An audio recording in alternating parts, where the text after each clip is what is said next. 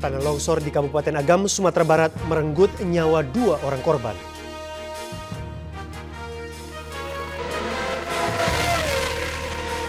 Setelah berkolaborasi dengan Slang, KPK memburu koruptor dengan menggandeng pembalap muda Indonesia.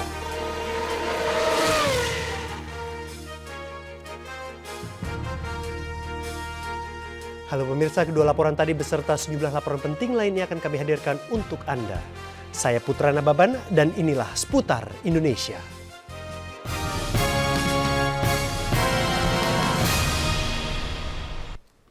Dua korban tewas akibat longsor di Kabupaten Agam, Sumatera Barat. Sementara longsor di Cianjur, Jawa Barat mengakibatkan jalan penghubung dari 8 kecamatan ke kota dan sebaliknya ditutup.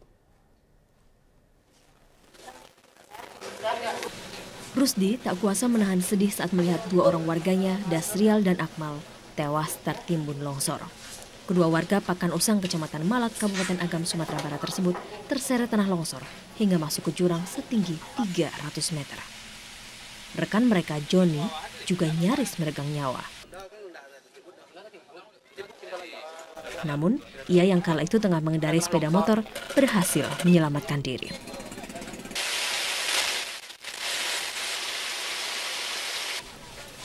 Jasad Dasrial dan Akmal baru berhasil dievakuasi 14 jam kemudian. Keduanya ditemukan 1,5 kilometer dari lokasi longsor. Longsor juga menyebabkan jalan yang menghubungkan Kota Bukit Tinggi dan Kabupaten Agam tertimbun. Longsor disebabkan hujan lebat yang terjadi di kawasan ini dalam 2 hari terakhir. Bupati Agam Aristo Munandar meminta warga yang tinggal di dekat tebing untuk waspada. Beberapa titik di Kabupaten Agam dan sekitarnya juga masih rawan longsor, menyusul hujan yang turun tiada henti.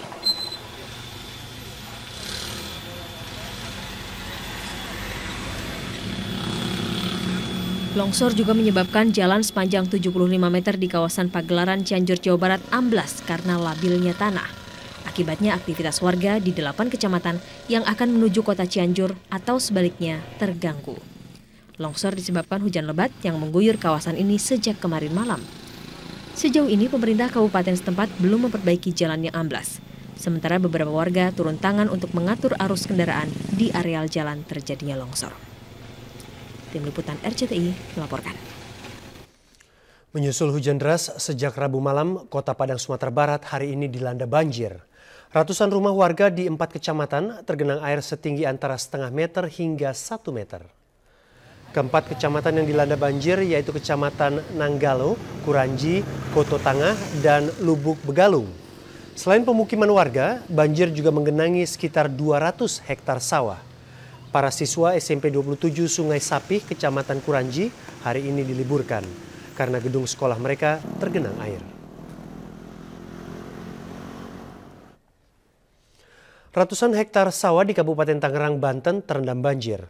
Banjir kali ini merupakan yang ketiga kalinya terjadi di wilayah tersebut dalam tahun ini. Banjir yang menggenangi desa Martagara, Kecamatan Tiga Raksa ini akibat meluapnya air sungai Tiga Raksa. Selain lahan pertanian, banjir merendam beberapa ruas jalan. Warga berharap pemerintah segera membuat tanggul di pinggiran sungai sehingga bila musim hujan warga tidak was-was terancam banjir.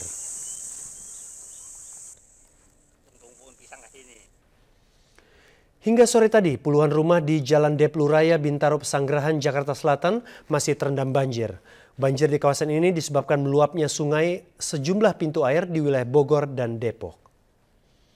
Banjir kiriman yang merendam puluhan rumah warga di kawasan Pesanggerahan, Jakarta Selatan hingga sore tadi belum menunjukkan tanda-tanda akan surut. Beberapa warga saat ini sudah mengungsi di tenda-tenda darurat yang terletak di samping Kali Pesanggerahan. Banjir yang menyebabkan akses jalan baik yang menuju Bintaro maupun Pondok Indah terendam hingga ketinggian 1 meter. Akibatnya sejumlah kendaraan banyak yang memilih memutar arah. Sementara sebagian lainnya terpaksa mendorong kendaraannya yang mogok karena nekat menerobos banjir. Kita beralih ke laporan lain, status Gunung Egon di Kabupaten Sika, Nusa Tenggara Timur saat ini masih siaga sejak meletus dan menyemburkan debu vulkanik kemarin. Petugas Pusat Vulkanologi dan Mitigasi Bencana Geologi Bandung meminta warga di sekitar lereng agar segera dievakuasi mengingat gunung mengeluarkan hujan debu dan gas berbahaya yang dapat mengancam kesehatan. Hingga sore ini status Gunung Egon masih pada level siaga. Letusan di kawah gunung masih terlihat meski intensitasnya melemah jika dibandingkan kemarin. Ketika terjadi letusan pertama, material vulkanik yang terlontar mencapai 4.000 meter dengan radius tebaran sejauh 20 km.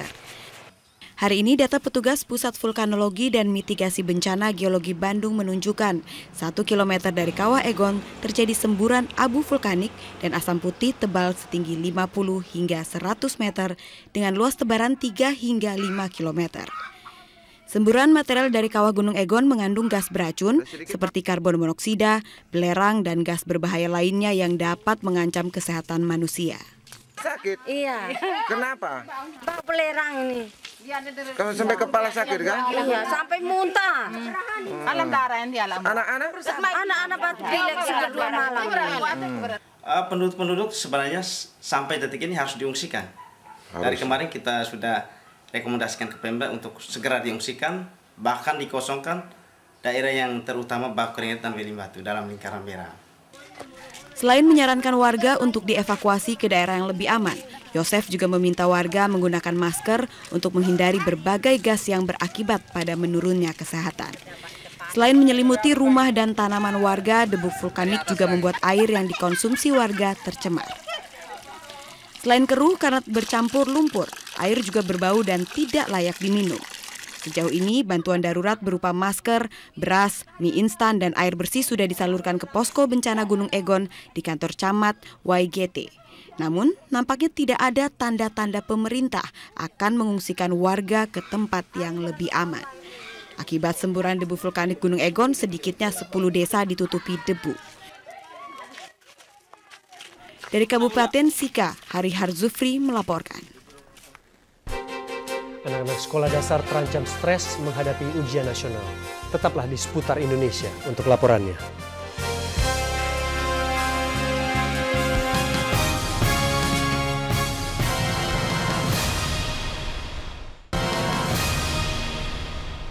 Sudah siapkah putra-putri Anda yang duduk di kelas 6 SD untuk turut ujian akhir Sekolah Berstandar Nasional atau UASBN 13 Mei mendatang?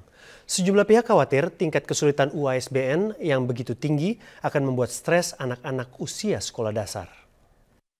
Nggak lulus, nanti diomelin mama, apa, apakah nanti mama papa nangis gitu. Ya harus ngulang lagi di kelas 6, ya nggak enak aja. Ketakutan Wiley dan Fania mungkin juga dirasakan sebagian besar siswa kelas 6 sekolah dasar di seluruh Indonesia. 13 Mei mendatang, untuk pertama kalinya siswa sekolah dasar akan menghadapi ujian akhir sekolah berstandar nasional atau yang disebut UASBN sebagai salah satu syarat kelulusan. Ujian akhir nasional yang biasanya hanya dihadapi oleh kakak-kakak mereka di bangku SMP dan SMU. Kayaknya belum perlu ya kalau buat SD, karena mereka juga baru taraf dari anak-anak mau dewasa ya. Ada baiknya standar dari sekolah itu disamakan dulu. Jadi mungkin hasilnya akan jadi baik dan akan merata. Kalau katakanlah UASBN ini dijadikan bukan untuk ukuran kelulusan, saya kira nggak masalah. Karena toh juga nilai UASBN ini untuk masuk SMP. UASBN pun akhirnya menuai protes. Komisi Perlindungan Anak Indonesia (KPAI) menilai UASBN harus ditinjau ulang. Salah satunya karena dapat memberikan stigma negatif bagi anak. Konotasinya itu memberikan stigma kepada yang tidak lulus adalah bodoh. Yang lulus adalah pandai, kan begitu. Nah, itu sudah satu kekerasan terhadap anak. Menyikapinya, Badan Standar Nasional Pendidikan (BSNP) sebagai penyelenggara UASBN menjamin ujian akhir nasional bagi sekolah dasar ini tidak akan memberatkan siswa. Saya yakin bahwa UASBN ini tidak akan memberatkan siswa, tetapi malah justru akan menunjang wajib belajar 9 tahun, tetapi yang bermutu. Pro dan kontra memang selalu mengikuti setiap kebijakan pemerintah.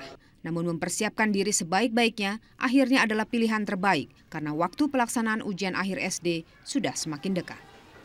Denta Mirakusuma dan Diah Kristanti melaporkan. Pemirsa, konflik internal di tubuh Partai Kebangkitan Bangsa nampaknya akan menjadi bumerang bagi partai mereka. Pasalnya KPU meminta PKB menyelesaikan masalahnya sebelum 12 Mei. Jika tidak, mereka tidak bisa ikut pemilu 2009. Kalau misalnya ada kepengurusan ganda yang tidak bisa diselesaikan dan kita tidak mendapatkan ketegasan dari Menteri Hukum dan HAM, maka dua-duanya tidak bisa kita terima. Keputusan KPU ini bisa menjadi pukulan keras bagi Partai Kebangkitan Bangsa (PKB) bila konflik internal di tubuh PKB tidak tuntas hingga 12 Mei mendatang. Partai tersebut tidak dapat menjadi peserta pemilu 2009. Saat ini PKB pecah dalam 2 kepengurusan, yaitu PKB versi Muhaimin Iskandar dan PKB versi Gus Dur. Masing-masing telah mengajukan daftar pengurusnya ke Depkumham. Boleh dilakukan, cuma masalahnya kan sekarang ternyata dua-dua yang dianggap mewakili partai itu melakukan usulan perubahan kan. Kemudian juga dalam anggaran dasar kan juga bicara tentang bahwa ketua umum itu dipilih di mana misalnya kan. Ada namanya muktamar luar biasa dan sebagainya. Muhaimin Iskandar sendiri tampak yakin kubunya akan melaju ke pemilu 2009. Pada dasarnya KPU tetap akan mengacu kepada susunan pengurus hasil muktamar. Dalam hal ini yang tertera di dalam Depkumham. Karena itu ya insya Allah tidak ada masalah lah. Insya Allah tidak ada masalah. Masalahnya, konflik internal PKB ini di luar kewenangan Depkumham untuk menuntaskan. Karena itu, bila PKB masih ingin menjadi peserta pemilu 2009, mereka harus segera memutuskan dan menghentikan konflik di tubuh partai mereka. Tim Liputan RCTI melaporkan. 2 mantan anggota DPR akhirnya ditetapkan sebagai tersangka kasus aliran dana Bank Indonesia. Tetaplah di Seputar Indonesia untuk laporannya.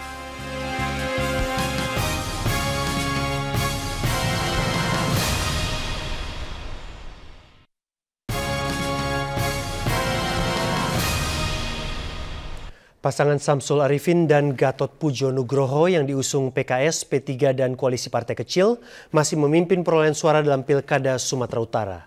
Hasil penghitungan suara oleh KPU Sumatera Utara sampai pukul 14 waktu Indonesia Barat menunjukkan pasangan Samsul dan Gatot masih unggul. Mereka meraih sekitar 34% dari suara yang sudah masuk. Di tempat kedua, pasangan Tri Tamtomo dan Beni Pasaribu memperoleh 26% lebih. Pasangan Ali Umri dan Maratua menduduki posisi ketiga dengan 20%.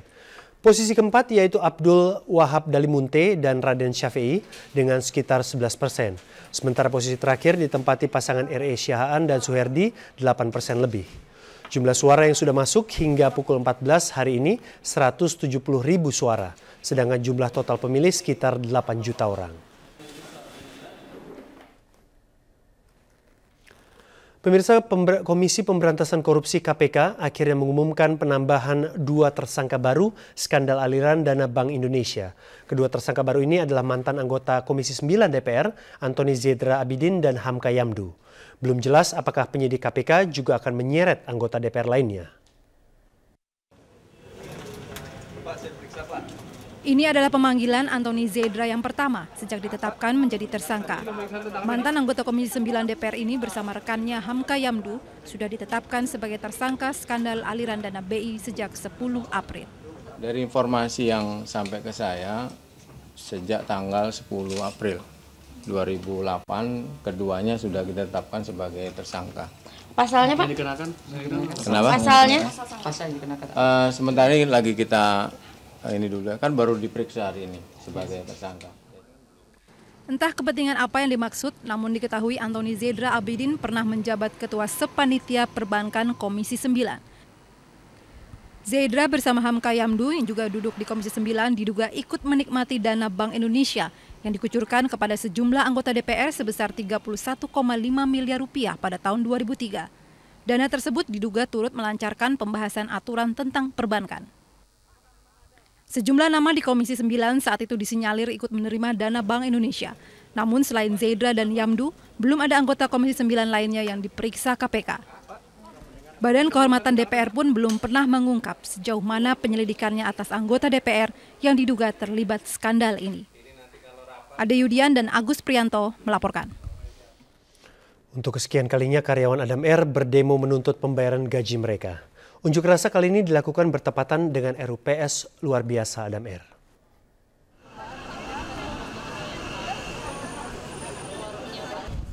Tak kurang dari 100 karyawan Adam Air bersikeras bertahan di kantor pusat sampai mendapat kejelasan nasib gaji mereka untuk bulan Maret yang hingga kini belum dibayar. Karyawan Adam Air cukup sabar. Mereka cukup menaati tentang peraturan. Para karyawan yang terdiri dari pramugari hingga pilot ini juga melarang direksi Adam Air keluar gedung sebelum ada kejelasan pembayaran gaji karyawan. RUPS luar biasa Adam Air sendiri berlangsung alot. Manajemen Adam Air akhirnya mempersilakan sejumlah perwakilan karyawan untuk ikut RUPS tersebut. Bahwa gaji karyawan bulan Maret tahun 2008 akhirnya sudah bisa kita selesaikan sesuai dengan apa yang telah dikomit oleh manajemen. Hari ini Bapak Gustiono Kustianto telah menandatangani cek tersebut sehingga pembayarannya mudah-mudahan hari ini atau besok saat bank buka bisa langsung dijalankan. RUPS Adam Air akhirnya menyetujui tuntutan para karyawan yakni pembayaran gaji bulan Maret senilai 10 miliar rupiah. Mutia Rianti dan Dia Kristanti melaporkan. Anda ingin cepat mendapat pasangan hidup? Mungkin biro jodoh yang satu ini bisa menjadi pilihan Anda. Selengkapnya di Seputar Indonesia sesaat lagi.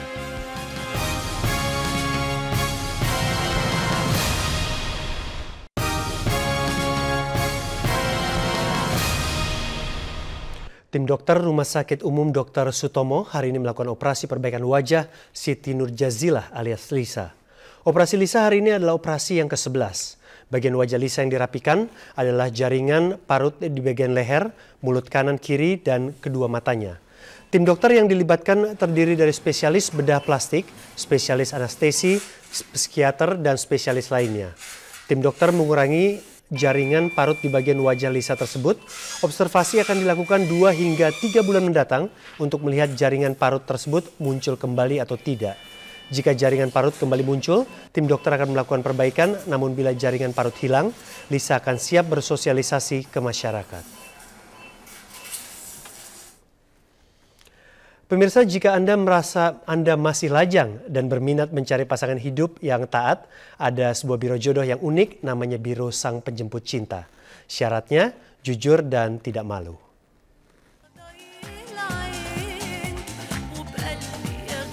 Mendapatkan seorang pendamping hidup adalah dambaan setiap orang, dan banyak cara untuk mendapatkannya.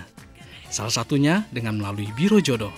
Dan bagi Anda yang menjadikan agama sebagai landasan dalam mencari jodoh, di kawasan Bintaro, Tangerang ada satu biro jodoh yang mungkin bisa Anda kunjungi.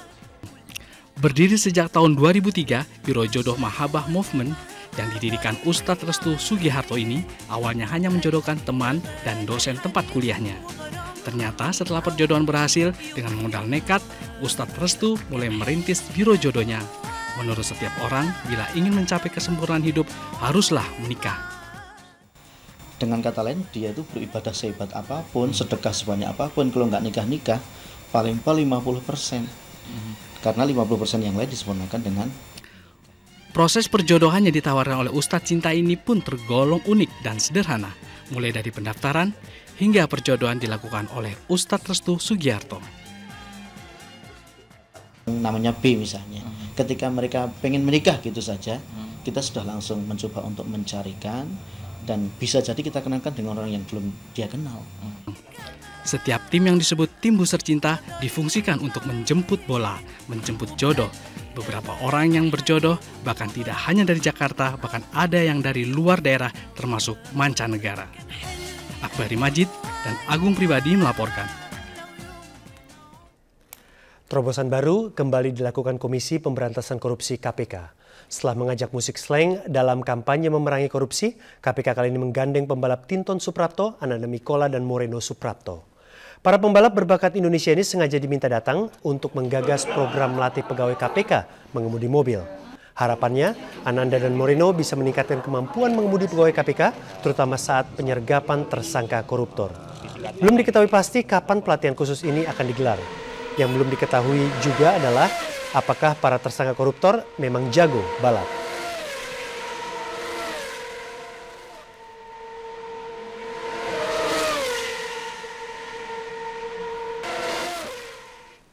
Seputar Indonesia 17 April 2008 berakhir di sini. Saya Putra Nababan, terima kasih dan sampai jumpa.